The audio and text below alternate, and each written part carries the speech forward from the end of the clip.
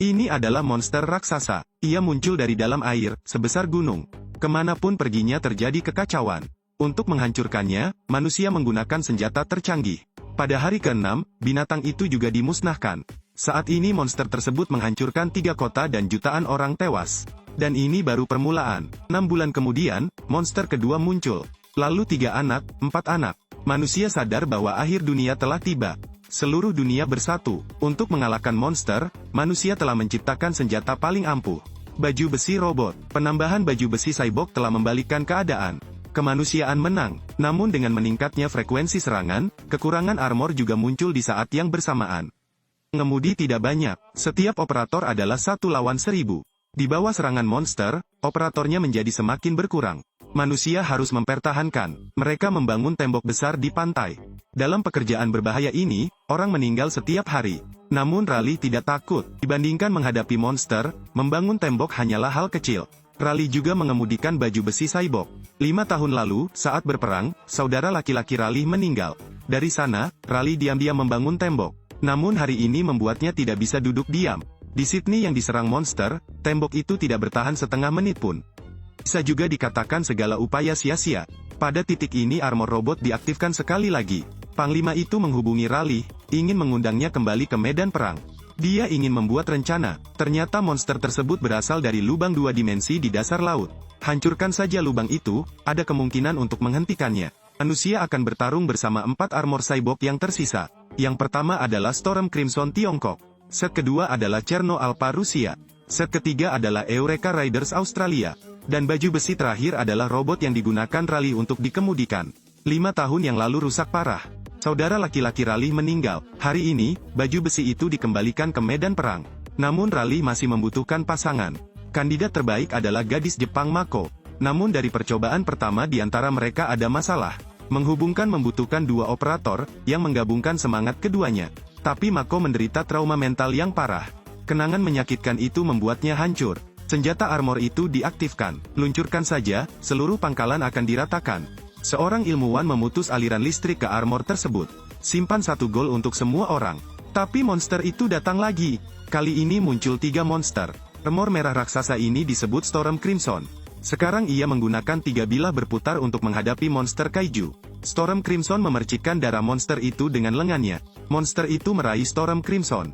Storm Crimson membuang monster itu. Saat ini, Alpha di belakang menggunakan pisau untuk menyerang. Tapi sekarang monster itu terlalu kuat, Alpha belum sempat memukul dan dikalahkan terlebih dahulu. Monster itu membidik Storm Crimson, ekornya terangkat seperti kalajengking. Storm Crimson telah dihancurkan. Gadis Rusia itu memutuskan untuk membalaskan dendam mereka. Namun monster di depannya tiba-tiba memuntahkan asam kuat. Alpha segera terkorosi, dan kemudian seekor monster menyeberangi lautan. Alpha segera dihancurkan. Hanya Riders yang tersisa, ia menangkap monster dan memukulnya dengan keras. Namun saat Riders ingin melakukan serangan mendadak, monster tersebut melepaskan gelombang kejut elektromagnetik dari EMP. Menyebabkan pasokan listrik terputus. Para perampok lumpuh. Tiba-tiba sebuah cahaya muncul dari belakang. Sebuah baju besi baja muncul. Ini Gypsy Danger, tidak terpengaruh oleh listrik. Dengan bantuan Raleigh, Mako mengatasi ketakutannya. Menghadapi monster, Gypsy Danger memang tangguh. Tapi Gypsy Danger terlempar terlalu jauh untuk dihentikan. Kedua belah pihak menyerang pada saat bersamaan. Gypsy Danger membuka roket di bagian sikunya. Pukulan ini seperti ledakan, monster itu menarik sebagian jembatan dan mengayunkannya dengan keras. Gypsy Danger mengambil beberapa truk untuk melawan. Pertarungan sengit antara kedua belah pihak. Gypsy Danger dan monster kera tampaknya tidak meyakinkan. Tapi Raleigh tiba-tiba teringat sesuatu. Saya punya senjatanya. Setelah beberapa saat monster kera juga dikalahkan. Namun pertempuran belum berakhir, monster itu menghancurkan kota. Gypsy Danger mengambil kapal panah yang menghantam monster itu. Monster itu ingin mengulangi trik lama, tetapi ekornya ditangkap oleh Gypsy Danger. Gypsy Danger menghancurkan mereka semua. Monster itu menangkap Gypsy Danger. Bersama dengan sepasang sayap dan cakar, monster itu menangkap Gypsy Danger. 2 orang dalam bahaya, senjatanya tidak bisa ditembakkan lagi. Tapi Raleigh memikirkan satu hal lagi. Kami punya pedang. Gypsy Danger jatuh dengan cepat. Namun, pada ketinggian ini, armor itu akan hancur berkeping-keping.